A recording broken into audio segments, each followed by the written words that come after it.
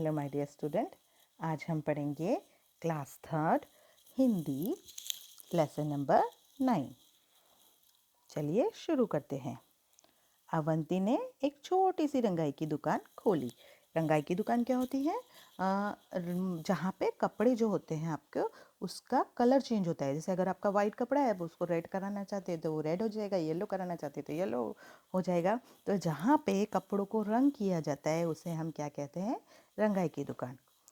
और गांव वासियों के लिए कपड़ा रंगना शुरू किया। जब उसने रंगाई की दुकान खोली तो वहाँ गांव में जो भी लोग रहते थे उन लोगों के लिए कपड़ा रंगना शुरू किया। सब लोग उसकी रंगाई की प्रशंसा करने लगे। वो बहुत ही अच्छे से कलर करता था, रंगाई करता था, तो सब लोग जो है उसके काम की बहुत प्रशंसा करते थे क्योंकि उसका जो रंग था वो बहुत ही अच्छा होता था कपड़ों पर। धीरे धीरे उसकी दुकान चल निकली। दुकान चल निकली मतलब उसका बिजनेस अच्छा होने लगा।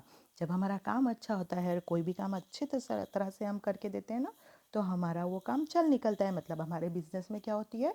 प्रोग्रेस होती है।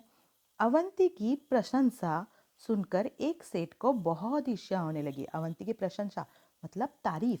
वो अवंती की बहुत लोग तारीफ करते थे क्योंकि वो बहुत ही अच्छे से कपड़े पे रंगाई करके देता था। तो वो सुनकर एक सेठ था वहाँ पे, उसे बहुत ईर्ष्या। ईर्ष्या मतलब जलन होना, किसी के लिए बैर होना। अगर कोई किसी की तारीफ करे तो आपको बुरा लगे तो वो क्या होगा? ईर्ष्या होने लगी। ओके। अवंती को परेशान करने के लिए वह सेठ कपड़े का एक टुकड़ा लेकर अवंती की दुकान में जा पहुंचा।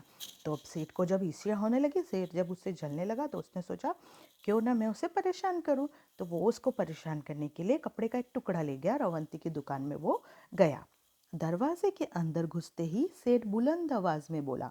दरवाजे के अंदर जैसे ही वो दुकान के अंदर इंटर हुआ तो उसने बुलंद बुलंद मतलब जोर से नहीं बोलते हैं हम, उस तरह उसने बुलंद आवाज में बोला, अवंती, मतलब जोर से कहा, अवंती जरा यह कपड़ा तो अच्छी तरह से रंग दो। फिर उसने कपड़ा देखकर अवंती को कहा कि ये जो कपड़ा है उसे तुम अच्छी तरह से रंग दो। मैं देखना चाहता हूँ तुम्हारा हुनर कैसा है। उसने बोला मैं देखना चाहता हूँ तुम्हारा हुनर कैसा है। हुनर का मतलब होता है आपकी कला। जो काम आपको अच्छे से आता हो, जिस काम को आप अच्छे से कर सकते हो, उसको हम क्या कहते हैं? हुनर कहते हैं।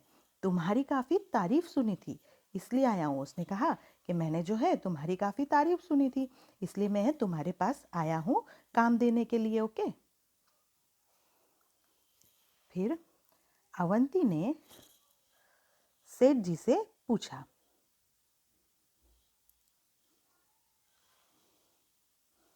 सेठ जी इस कपड़े को आप किस रंग में रंगवाना चाहते हैं?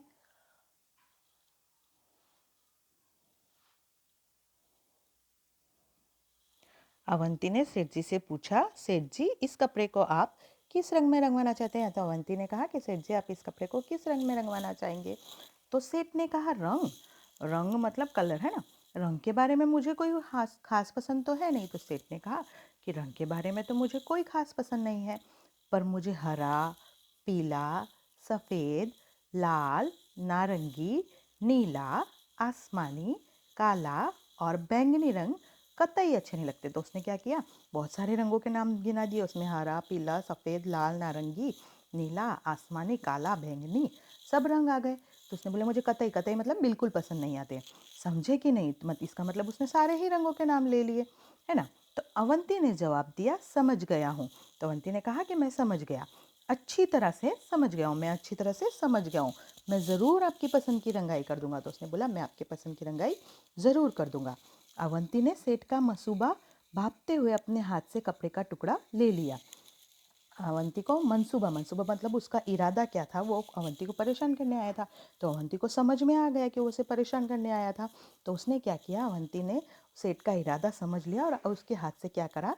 कपड़े का टुकड़ा ले लिया।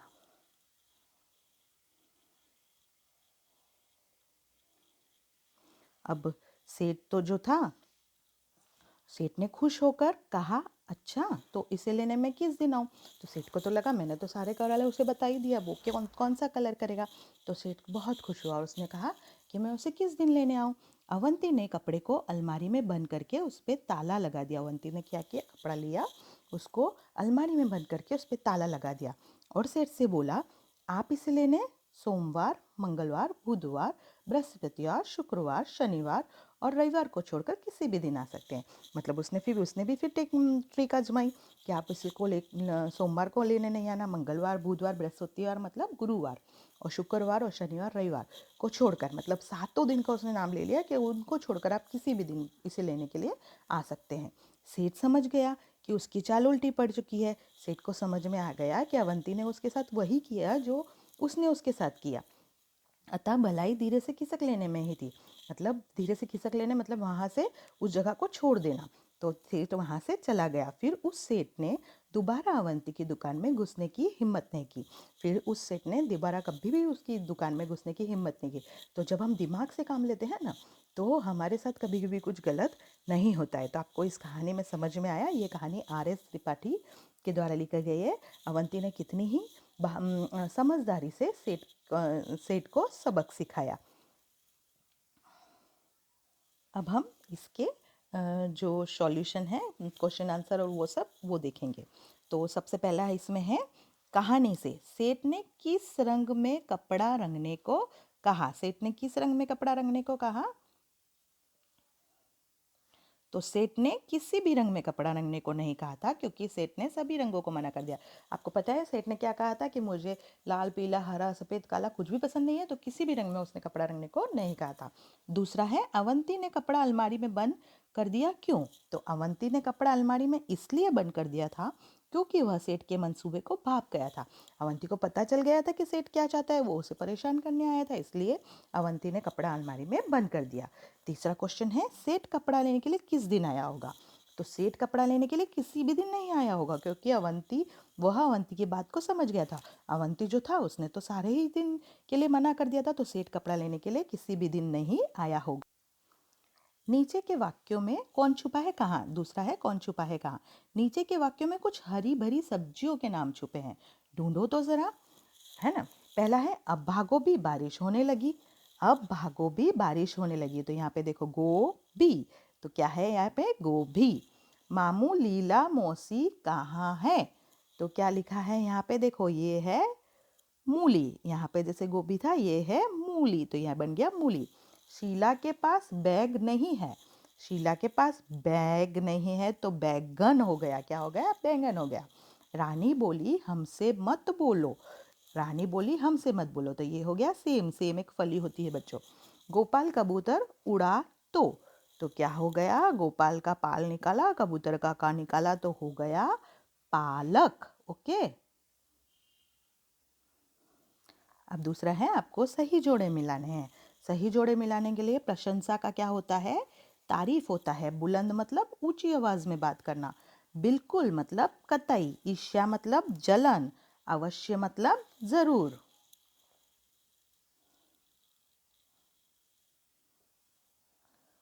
देखिए, अब है मुहावरे। मुहावरे चित्रों को देखो, क्या इन्हें देखकर तुम्हें कुछ मुहावरे या कहावतें याद आती है?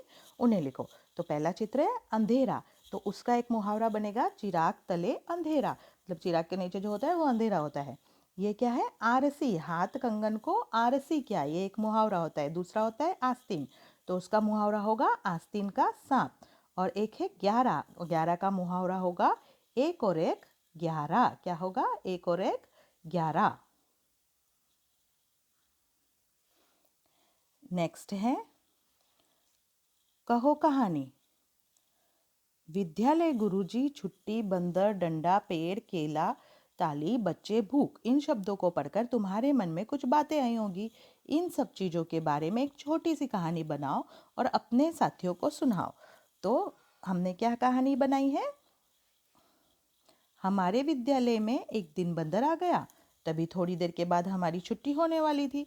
तभी वहाँ गुरुजी ने देखा और डंडा उठाकर उसको भगाने लगे। वहीं पास में एक बच्चा केला खा रहा था। बंदर शायद भूखा था, उसने फट बच्चे से केला छीना और पेट पर जाकर बैठ गया और वह बैठकर केला खाने लगा।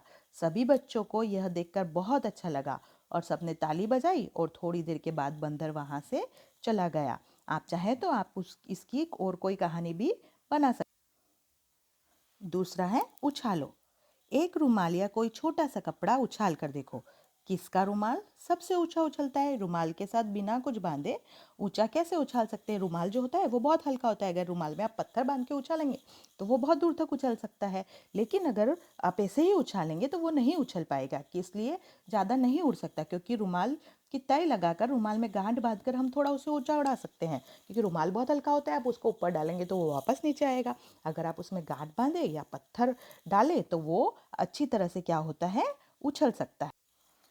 समझ और समझदारी। रंगाई शब्द रंग से बना है, इसी तरह और शब्द बनाओ। जैसे रंग से बना है रंगाई, तो साफ से क्या बनेगा? सफाई। चढ़ से बनेगा चढ़ाई। बुन से बनेगा बुनाई। तो हमको इसी तरह क्या बनाने हैं बच्चों? शब्द। क्या समझे? जिन शब्दों के नीचे रेखा खींची है उसका मतलब बताओ। मुझे बैंगनी रंग कतई अच्छा नहीं लगा। तो कतई का मतलब क्या होता है? बिल्कुल, बिल्कुल भी पसंद नहीं आया। अवंती ने सेठ का मंसूबा भाप लिया। मंसूबा का मतलब इरादा है ना, वो क्या करना चाहता था वो भाप लिया। मैं तुम्हारा हुनर देखना चाहता हूँ। हुनर मतलब किसी भी कला में आपकी निपुणता होना। किसी काम को अगर आप अच्छे से कर सकते हैं तो उसे हम क्या कहेंगे? क्या समझे? जिन शब्दों के नीचे रेखा खींची है उनका मतलब बताओ। सेठ बुलंद आवाज में बोला। आवाज का मतलब होता है स्वर। सेठ को ईर्ष्या होने लगी। ईर्ष्या का मतलब होता है जलन। रंग के बारे में मेरी कोई खास पसंद नहीं है। खास का मतलब होता है विशेष। तो ये थे इन शब्दों के अर्थ। कैसा लगा? आफंती या अवंती उसका नाम दिया गया है। तो आफंती के बारे में कुछ वाक्य लिखो।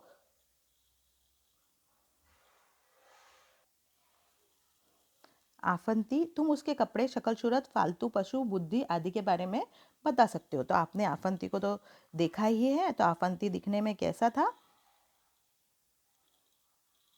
आफंती दिखने में जोकर जैसा था। ओके, ढीले ढाले कपड़े उसने पहने हुए थे और सर पर टोपी लगाता था। बड़ी बड़ी दाढ़ी थी उसकी और बहुत अक्लमंद था, और उसके पास एक गधा भी। जोड़े ढूंढो।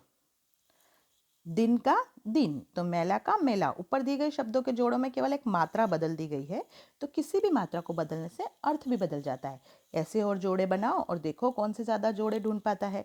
तो जाति का जाति, मिल का मिल, हमने इसमें जाति में इस मात्रा को इधर कर दिया। ये मिल का मिल। सम्मान का माँ आधा लगा दिया तो सम्मान। पवन का आ की मात्रा लगा दी पावन। छीन की इधर से इधर लगा दी, और पीला का पीला कर दिया। तो हमने क्या की? सिर्फ मात्राएं बदली हैं। नेक्स्ट है, क्या है? फालतू। कभी कभी हम अपनी बात करते हुए ऐसे शब्द भी बोल जाते हैं जिनकी कोई ज़रूरत नहीं होती। इसी तरह इन वाक्यों में कुछ शब्द फालतू हैं, उन्हें ढूंढकर अलग करो। जैसे बाजार से हरा धनिया पत्ती भी ले आना। अगर हम बोलते हरा धनिया भी ले आना तो चलता, लेकिन पत्ती क्या है? फालतू है। एक पीला पक्का पपीता काट लो। तो एक पका पपीता काट लो। हम सभी को पता है कि पपीता पीला होता है, तो पीला क्या हुआ? फालतू शब्द हुआ। अरे, रस में इतनी सारी ठंडी बर्फ क्यों डाल दी है? तो सभी को पता है कि बर्फ जो होती है वो ठंडी होती है, तो ठंडी शब्द बेवजह इसमें लगाया गया है। जेबा, बगीचे से 2 ताज़े नींबू तोड़ लो। तो बगीचे में जब नींबू तोड़ने जाएंगे तो नींबू तो क्या होंगे? ताजे ही होंगे, तो ताजे शब्द एक्स्ट्रा लगाया हुआ है। बेकार की फालतू बातें मत करो।